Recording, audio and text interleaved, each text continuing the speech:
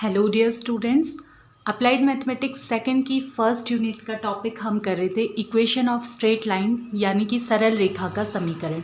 तो बहुत ही important topic ये मैंने आपको बताया था, जिससे हर साल एग्ज़ाम में 6 से लेकर 8 मार्क्स तक का पूछा जा रहा है। तो इसका बेसिक कॉन्सेप्ट और इस पर एक्सरसाइज हमने पिछले 2 वीडियोज़ में की है। इस टॉपिक का ये लास्ट वीडियो है जिसमें हम एग्ज़ाम में पूछे गए क्वेश्चंस कवर करने वाले हैं। तो पिछले 3 सालों में एग्ज़ाम में जो भी क्वेश्चंस इस टॉपिक से पूछे गए हैं वो आज के वीडियो में हम सॉल्व करेंगे। तो स्टार्ट करते हैं आज का वीडियो। साथ ही इस टॉपिक के नोट्स कल आपको टेलीग्राम में मिल जाएंगे और इसका लिंक भी आपको नीचे डिस्क्रिप्शन बॉक्स में मिल जाएगा, तो आप दोनों जगह से इसके नोट्स देख सकते हैं। तो देखिए, सबसे पहले 2018 का मैं आपको बता रही हूँ, क्योंकि छोटा सा क्वेश्चन इसमें पूछा गया। 2018 में सिर्फ 2 मार्क्स का पूछा गया था, जबकि 2017 में 18 मार्क्स का और 2019 में 8 मार्क्स का पूछा गया था। जनरली 6 to 8 मार्क्स का आपका यहाँ से आना है। तो बहुत अच्छी तरह से आपको ये टॉपिक प्रिपेयर करना है। 3 वीडियोज़ हमने इसीलिए इस टॉपिक पे किया है क्योंकि आपका कोई भी क्वेश्चन मिस ना हो जाए। तो देखिए, 2018 में जो 2 मार्क्स का क्वेश्चन पूछा गया था वो था, उस सरल रेखा का समीकरण ज्ञात कीजिए जो एक्स अक्ष की धनात्मक दिशा से 45 डिग्री का कोण बनाती है और मूल बिंदु से गुजरती है। Find the equation of the line which makes an angle of 45 degree with positive x axis and passes through the origin. अब देखिए क्या है, सबसे पहले उस सरल रेखा का समीकरण, स्ट्रेट लाइन की आपको इक्वेशन फाइंड करनी है। तो इक्वेशन फाइंड करने के लिए आपको ये देखना है कि क्या क्या इन्फॉर्मेशन गिवन है। तो पहली चीज़ क्या गिवन है, एक्स अक्ष की धनात्मक दिशा से पॉजिटिव एक्स एक्सिस से 45 डिग्री का एंगल बनाती है, तो इसको हम कहेंगे थीटा। तो थीटा इक्वल्स टू हमें गिवन है 45 डिग्री।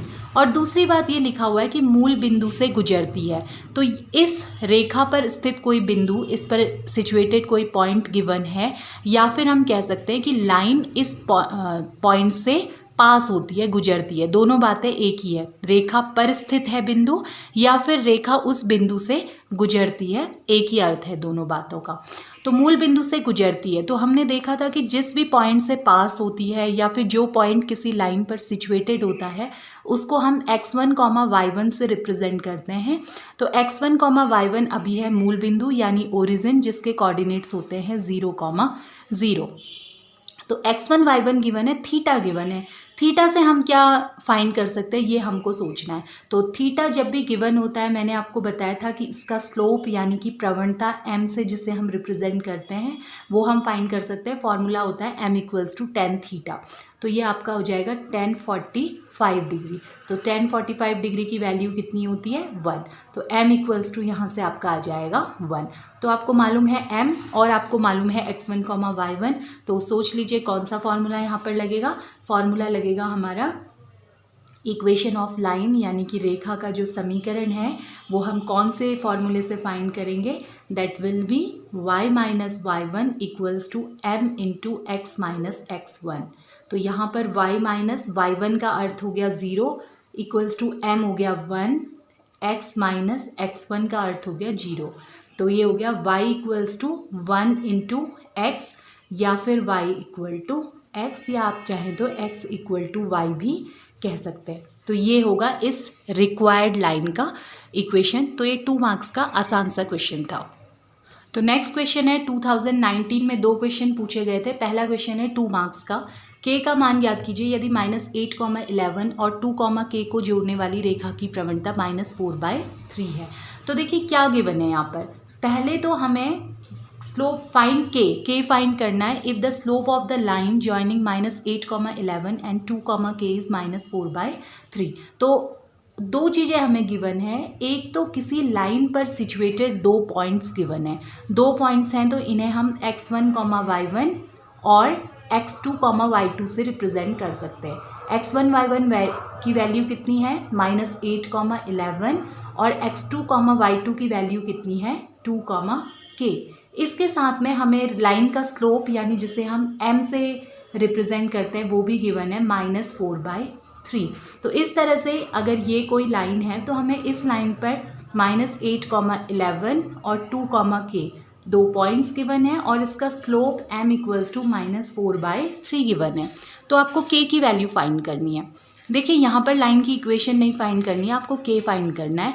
स्लोप गिवन है, तो स्लोप एक तो हमें गिवन है, दूसरा हमने स्लोप के लिए फॉर्मूला पढ़ा था कि जब भी कोई 2 पॉइंट्स किसी लाइन पर सिचुएटेड हमें गिवन होते हैं तो m यानी स्लोप के लिए फॉर्मूला होता है y2 - y1 upon x2 - x1। तो यहाँ से हमारा y2 हो गया, ये y2 है हमारा k, माइनस y1 हो गया 11 अपॉन x2 हो गया 2 माइनस x1 है -8, तो वो माइनस और ये माइनस +8 हो जाएगा। तो ये आ जाएगा k - 11 अपॉन 10। तो m की एक वैल्यू हमें यहाँ से मिली k - 11 अपॉन 10 और दूसरी वैल्यू हमें गिवन थी m इक्वल्स टू -4/3। तो जो गिवन है आप यहाँ पर चाहे तो फिर से लिख सकते हैं, दिया है या गिवन m इक्वल्स टू -4/3। तो इसका अर्थ है कि ये दोनों इक्वल होने चाहिए, हमने जो निकाला और जो क्वेश्चन में गिवन था। तो यहाँ से हमारा आ जाएगा, इधर कर देती हूँ मैं आगे, यहाँ से हमारा आ जाएगा k - 11 अपॉन 10 इक्वल्स टू -4/3। तो क्रॉस मल्टीप्लिकेशन करेंगे, ये इससे मल्टीप्लाई हो जाएगा, 3 इंटू k - 11 इक्वल्स टू ये इससे मल्टीप्लाई होगा -40। तो ये होगा 3k - 33 इक्वल्स टू -40। तब ये आपका बन जाएगा 3k इक्वल्स टू, ये 33 इधर ट्रांसफ़र करेंगे तो -40 ऐसे ही रहेगा, ये +33 हो जाएगा यहाँ जाके। तो 3k इक्वल्स टू आपका आ जाएगा माइनस, दोनों अपोजिट साइन है, घट जाएंगे 7, k इक्वल्स टू आपका आ जाएगा -7/3। तो ये आपका आंसर है। तो इस तरह से आपका ये 2 मार्क्स का क्वेश्चन 2019 में पूछा गया था। नेक्स्ट क्वेश्चन है 2019 में जो 6 मार्क्स का पूछा गया था, उस सरल रेखा का समीकरण ज्ञात करो जो 2x - y + 5 = 0 और 5x + 3y - 4 = 0 के प्रतिच्छेद से गुजरती है और इस सरल रेखा के लंबवत है। Find the equation of the line passing through the intersection of 2x - y + 5 = 0 and 5x + 3y - 4 = 0 and is perpendicular to x - 3y + 21 = 0। तो देखिए क्वेश्चन को बहुत ध्यान से समझना है। पहली लाइन को आप ध्यान से दीजिए, पढ़िए। तो इसमें लिखा है कि जो इन दोनों लाइंस के प्रतिच्छेद यानी काट, जहाँ पर वो एक दूसरे को इंटरसेक्ट करते हैं, वहाँ से गुजरती है। तो समझने के लिए अगर आप डायग्राम बनाना चाहें, ज़रूरी नहीं है कि आप एग्ज़ाम में भी बनाएं, तो पहला वाला लाइन का इक्वेशन गिवन है आपको 2x - y + 5 = 0। ये हर इक्वेशन जिसमें x और y की पावर 1 है वो एक लाइन को रिप्रेजेंट करती है। और दूसरा है हमारा 5x + 3y - 4 = 0। तो जहाँ पर ये दोनों लाइंस इंटरसेक्ट करती हैं यानी कि ये वाला पॉइंट, इस पॉइंट से पास होने वाली कोई लाइन है, इस पॉइंट से पास होने वाली कोई लाइन है जिसका इक्वेशन आपको फाइंड करना है। साथ में आपको एक और कंडीशन दी है कि ये लाइन इस लाइन के परपेंडिकुलर है।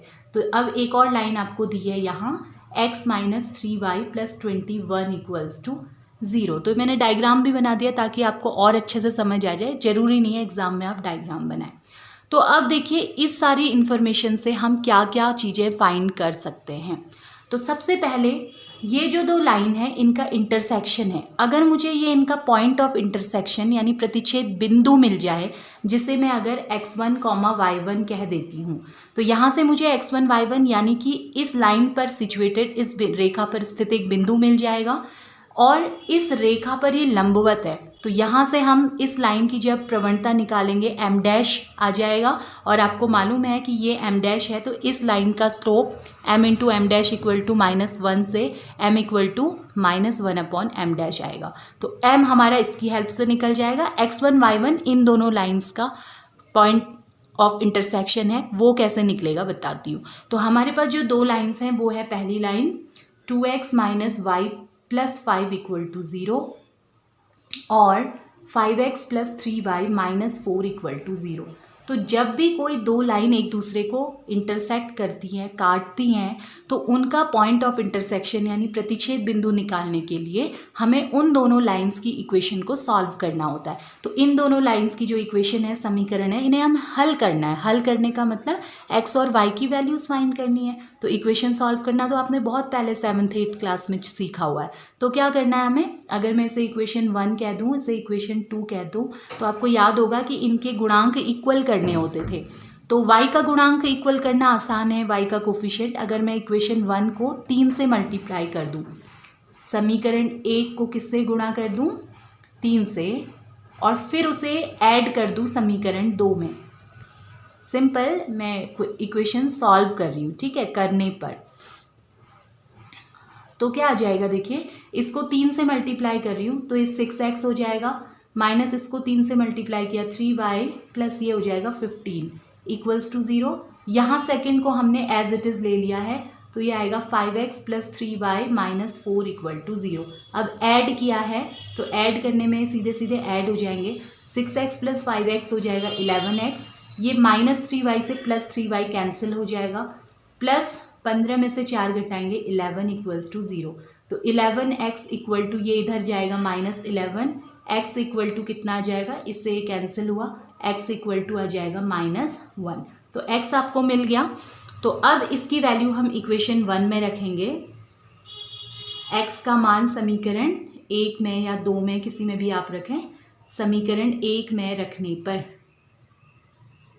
समीकरण 1 में रखने पर तो क्या हो जाएगा, देखिए जब आप इक्वेशन 1 में x की वैल्यू रखेंगे तो 2 into -1 minus Y plus 5 equal to 0। तो 2 into -1 -2 minus Y plus 5 equal to 0। Minus Y, 5 में से 2 माइनस हो जाएगा, 5 में से 2 माइनस 1 होगा तो 3 इक्वल्स टू 0, या फिर minus Y equals to -3, minus से माइनस कैंसिल हो गया, y इक्वल्स टू आपका आ गया 3। तो ये मैंने दोनों लाइंस की इक्वेशन को सॉल्व कर लिया है।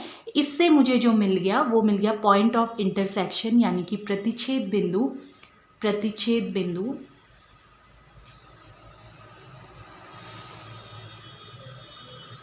x यानी कि -1 और y यानी कि 3। तो ये वाला पॉइंट जिसे मैंने यहाँ पर x1, y1 से रिप्रेजेंट किया है वो मिल गया है मुझे -1, 3। अब हमें क्या निकालना है, m। तो m किससे निकलेगा, इस वाली लाइन से। तो पहले हम इस लाइन का स्लोप देखेंगे, x माइनस 3y, रेखा x minus 3y plus 21 equals to 0 की प्रवणता, स्लोप। तो स्लोप का फॉर्मूला मैंने बताया, जब भी आपको कोई लाइन स्टैंडर्ड फॉर्म में दी होती है तो स्लोप का फॉर्मूला होता है माइनस x का गुणांक बट्टे y का गुणांक minus coefficient of x upon coefficient of y। तो देखिए कोफिशिएंट ऑफ x यहाँ पर क्या है, 1 है, x का गुणांक 1 है, अपॉन कोफिशिएंट ऑफ y कितना है, -3। तो m इक्वल्स टू, ध्यान दीजिए इसकी प्रवणता को हम m डैश से दिखाएंगे। जो भी लाइन जिसके लाइन के पैरेलल या परपेंडिकुलर ये होता है उसे हम m डैश से दिखाते हैं। तो m डैश इक्वल टू आपका आ जाएगा, माइनस से माइनस कैंसिल हो गया, 1/3। अब आपको जो रिक्वायर्ड लाइन है, अभीष्ट रेखा, वो क्या है, चूँकि अभीष्ट रेखा इस रेखा के लंबवत है, अभीष्ट रेखा उक्त रेखा के लंबवत है। तो लंबवत होने के केस में क्या हो जाता है, रेखा के लंबवत है तो m इक्वल्स टू हो जाता है, ये मैंने आपको पहले एक्सप्लेन किया हुआ है, m equals to -1/m dash. तो यहाँ पर जब आप रखेंगे -1/1/3 आएगा, यानी कि ये 3 ऊपर जाएगा तो ये बन जाएगा -3। तो यहाँ से आपका m इक्वल्स टू आ जाएगा -3। तो अब आपको m भी मिल गया है, x1 y1 भी मिल गया है। अब आपको रेखा का समीकरण निकालना है। तो इसलिए अभीष्ट रेखा का समीकरण, equation of the required line, अभीष्ट रेखा का समीकरण, equation of the required line. तो फॉर्मूला अब कौन सा यूज़ होगा, पॉइंट स्लोप फॉर्म। एक पॉइंट गिवन है और स्लोप गिवन है, ढाल बिंदु रूप जो होता था y minus y1 equals to m into x minus x1। तो ये हो जाएगा y माइनस y1 की जगह पर 3, इक्वल्स टू m की जगह -3 इंटू एक्स माइनस x1 की जगह -1, तो माइनस माइनस प्लस हो जाएगा।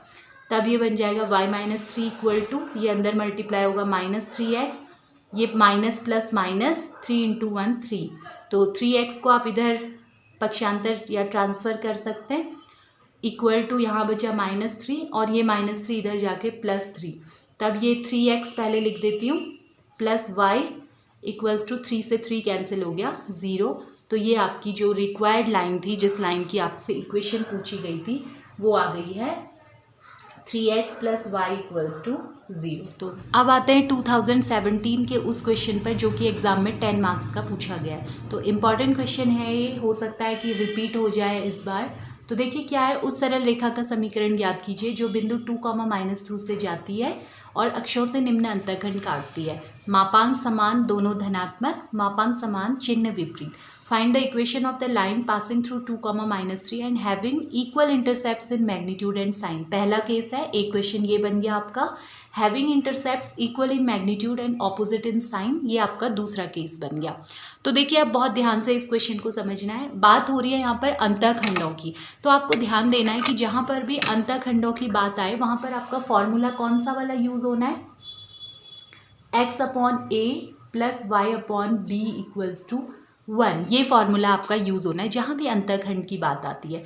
अब इस क्वेश्चन में 2 क्वेश्चन है। पहला है जिसमें इंटरसेप्ट्स यानी अंतःखंड के लिए एक ये शर्त दी हुई है, और दूसरा जिसमें इंटरसेप्ट्स के लिए आपको ये शर्त दी हुई है। तो एक एक करके हम दोनों करेंगे। तो फर्स्ट वाले क्वेश्चन में आपको दिया हुआ है जो इंटरसेप्ट बने हैं यानी a और b, इनका मापांक समान है, यानी कि a इक्वल्स टू b है, और दोनों धनात्मक है यानी दोनों पॉजिटिव है। तो क्या हो जाएगा यहाँ पर, पहला अंतःखंड जो a होगा वो पॉजिटिव है और b भी पॉजिटिव है। तो हम लिख सकते हैं कि चूंकि अंतःखंडों के मापांक समान तथा दोनों धनात्मक है, since we have equal intercepts in magnitude and sign, चूंकि अंतःखंडों के मापांक समान व चिन्ह व दोनों धनात्मक है, दोनों धनात्मक है, इसमें ऐसे लैंग्वेज लिखी हुई है। तो इसका मतलब ये हो गया, इसलिए a इक्वल्स टू b, दोनों इक्वल आ गए। तो अब हमारे पास क्या आ जाएगी, इसलिए रेखा का समीकरण। तो लाइन का जो इक्वेशन आएगा उसमें हम a इक्वल्स टू b लिख देंगे, इसलिए रेखा का समीकरण बन जाएगा x/a की जगह पर आ जाएगा p प्लस y/b, ऐसे ही रहने दीजिए, इक्वल्स टू 1। तो यहाँ आप एलसीएम ले सकते हो b, ये हो जाएगा x plus Y equals to b, 1। तो ये b इधर ट्रांसफ़र होगा, तो ये बन जाएगा आपका x plus Y equals to, ये इससे मल्टीप्लाई होगा b, इसे आप इक्वेशन 1 कह दीजिए। अब हमारा यूज़ होगा ये फर्स्ट वाली इन्फॉर्मेशन जो दी है, उस सरल रेखा का समीकरण ज्ञात कीजिए जो बिंदु 2, -3 से जाती है। तो अब हम लिखेंगे कि चूंकि रेखा, इसके बाद मैं इधर कर देती हूँ सॉल्व, चूंकि रेखा बिंदु 2, -3 से जाती है, since the line passes through the point 2, -3। तो जब भी कोई लाइन किसी पॉइंट से पास होती है, किसी पॉइंट से गुजरती है, तो इसका अर्थ ये होता है कि यह बिंदु उस लाइन के इक्वेशन को सेटिस्फाई करेगा, यानी आप x की जगह पर 2 और y की जगह पर -3 रख सकते हैं। तो इसलिए x इक्वल टू 2 और y इक्वल्स टू -3 रखने पर, किस में रखने पर, समीकरण 1 में रखने पर, ठीक है। जो इक्वेशन 1 हमने ली है उसे ये पॉइंट सेटिस्फाई करेगा। ये आपका बहुत जगह यूज़ होगा ये वाला रूल, कि जब भी किसी लाइन पर आगे आप पढ़ोगे, किसी कर्व पर, चाहे वो सर्कल है, इलिप्स है, कुछ भी है, कोई पॉइंट दिया है या वो उससे पास होता है, तो हमेशा वो उसकी लाइन की इक्वेशन को या कर्व की इक्वेशन को सेटिस्फाई करता है, यानी एक्स और वाई की जगह पर आप उस पॉइंट के कोऑर्डिनेट्स यानी निर्देशांक रख सकते हैं। तो इक्वेशन 1 में जब आप एक्स की जगह 2 रखेंगे प्लस y की जगह -3 रखेंगे, तो ये आपका आ जाएगा 2 - 3 इक्वल्स टू b, यानी कि b इक्वल्स टू 2 में से -3 घटाएंगे, 2 में से 3 घटाएंगे तो -1 आ जाएगा। तो ये समीकरण 1 से, इसलिए समीकरण 1 से x plus Y equals to -1 या -1 इधर भी ट्रांसफ़र कर सकते हैं, x plus Y plus 1 equals to 0, जो कि अभीष्ट रेखा का समीकरण है, which is the equation of the required line. तो इस तरह से आपका यहाँ पर पहला पार्ट कंप्लीट होता है। अब देखो सेकंड पार्ट में क्या दिया हुआ है आपको कि मापांक तो समान है लेकिन चिन्ह विपरीत है। तो हम लिखेंगे चूंकि अंतःखंडों के मापांक समान और चिन्ह विपरीत है, since the intercepts have equal magnitude but opposite sign. ठीक है, अंतःखंडों के मापांक समान व चिन्ह विपरीत है। तो इसका क्या अर्थ होगा, सोचिए जरा, वह चिन्ह विपरीत हैं। तो इस बात का मतलब ये है कि a इक्वल्स टू -b है यहाँ पर। ठीक है, मैग्नीट्यूड तो इक्वल है लेकिन साइन इनके ऑपोजिट है। तो इसलिए रेखा का जो समीकरण होगा, equation of the line is always, आपको कौन सा फॉर्मूला यूज़ करना है इंटरसेप्ट की जब भी बात हो रही है, x upon a plus Y upon b equals to 1। तो यहाँ पर x अपॉन, अब a की जगह पर हम क्या रख देंगे, -b, प्लस यहाँ b को ऐसे ही रहने देते हैं, इक्वल्स टू 1। तो यहाँ पर आप कर सकते हैं इसे इस तरह से भी लिख सकते हैं, इसको ये माइनस ऊपर लिख देंगे, -x upon b plus Y upon b equals to 1, या फिर b एलसीएम लोगे तो ये -x plus Y equals to 1, ये b इधर ट्रांसफ़र हो जाएगा, -x plus Y equals to b। इसको कह देती हूँ इक्वेशन नंबर 2। पहले पार्ट में मैंने इक्वेशन 1 कही थी, इसे इक्वेशन 2 कह देती हूँ।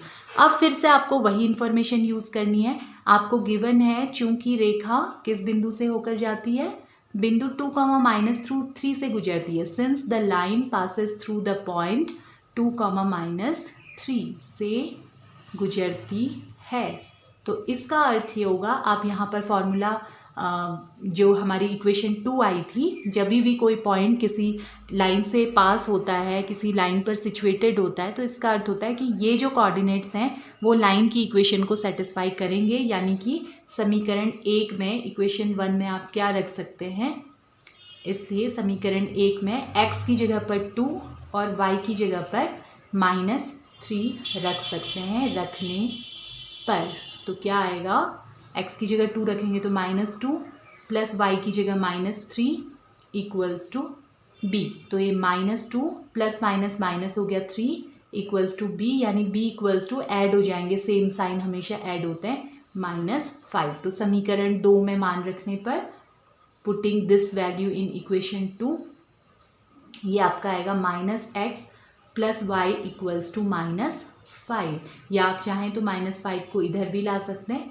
-x plus Y plus 5 equals to 0। So this is your equation for the required line. आप एक और काम यहाँ पर कर सकते हैं, माइनस को कॉमन ले लेंगे तो ये x, यहाँ चिन्ह बदल जाता है जब भी माइनस कॉमन लेते हैं, ये प्लस का -5 हो जाएगा इक्वल्स टू 0, ये माइनस इधर जाएगा, 0 के साथ 0 बन जाएगा, x minus Y minus 5 equal to 0। तो ये भी आपकी इक्वेशन इस फॉर्म में भी लिखी हुई हो सकती है। तो देखिए 10 मार्क्स का क्वेश्चन था और बहुत मुश्किल नहीं है, इंटरेस्टिंग क्वेश्चन है। हो सकता है इस तरह का क्वेश्चन आपसे एक बार फिर एग्ज़ाम में पूछा जाए। अब ये देखिए 2017 में जो 2 मार्क्स का क्वेश्चन पूछा गया है, ये बहुत आसान है, ये मैं आपको होमवर्क दे रही हूँ। सरल रेखा 3x plus 2y minus 5 equal to 0 की प्रवणता ज्ञात करनी है। तो सिंपल सा क्वेश्चन है, कोई हिंट देने की भी ज़रूरत नहीं है, ये इक्वेशन गिवन है और आपको इसका स्लोप बताना है। तो इसका आंसर आप मुझे कॉमेंट बॉक्स में बताइएगा। सॉल्यूशन भी आपको मिल जाएगा कल टेलीग्राम वाले नोट्स में। और एक और होमवर्क का क्वेश्चन है 2017 का 6 मार्क्स का। तो इसमें क्या है, उस सरल रेखा का समीकरण ज्ञात कीजिए जो बिंदु -1,2 और 1,-2 को मिलाने वाली रेखा के समांतर है और बिंदु 2,5 से जाती है। तो इसमें मैं आपको हिंट दे रही हूँ। इसका हिंट ये है कि एक तो इसमें आपको क्या गिवन है, पॉइंट गिवन है, यानी कि x1, y1 आपको गिवन है कितना, 2,5। और दूसरा आप जो m फाइंड करेंगे, m की आपको ज़रूरत है, तो m के लिए आपको इस लाइन के पैरेलल है लिखा है रिक्वायर्ड लाइन। तो आप पहले इस वाले लाइन का स्लोप निकाल लेंगे, किस फॉर्मूले से, y2 minus y1 upon x2 minus x1 से। तो इस फॉर्मूले से आप इस लाइन का स्लोप निकालेंगे और चूँकि यही लाइन के पैरेलल है हमारी जो रिक्वायर्ड लाइन है, जिस लाइन का हमें इक्वेशन फाइंड करना है, तो दोनों के स्लोप जो होंगे इक्वल होंगे। तो यहाँ से जो आएगा, पहले आप इसे m डैश कह सकते हैं, m डैश निकालेंगे, m डैश के ही इक्वल होगा m, क्योंकि दोनों लाइंस पैरेलल हैं। फिर आप जानते हैं क्या करेंगे, m पता चल गया, x1 y1 पता चल गया, तो कौन सा फॉर्मूला आपको अप्लाई करना चाहिए। तो यहाँ पर को आपका स्ट्रेट लाइन टॉपिक ख़त्म हो रहा है। इसमें अभी 1-2 टॉपिक और हैं, वो भी हम डिस्कस करेंगे, इंटरसेक्शन ऑफ 2 लाइन्स और एंगल बिटवीन 2 लाइन्स। तो वो छोटे छोटे टॉपिक हैं, एक वीडियो में हो जाएंगे, बहुत ज़्यादा पूछे भी नहीं जाते हैं। उसके बाद हमारे बहुत इंपॉर्टेंट टॉपिक्स स्टार्ट होने वाले हैं। तो इन क्वेश्चंस को ज़रूर प्रैक्टिस कीजिए। कोई डाउट्स या कन्फ्यूज़न है तो मुझे कमेंट बॉक्स में लिख सकते हैं। अगले वीडियो में मुलाकात होगी। Thanks for watching the video.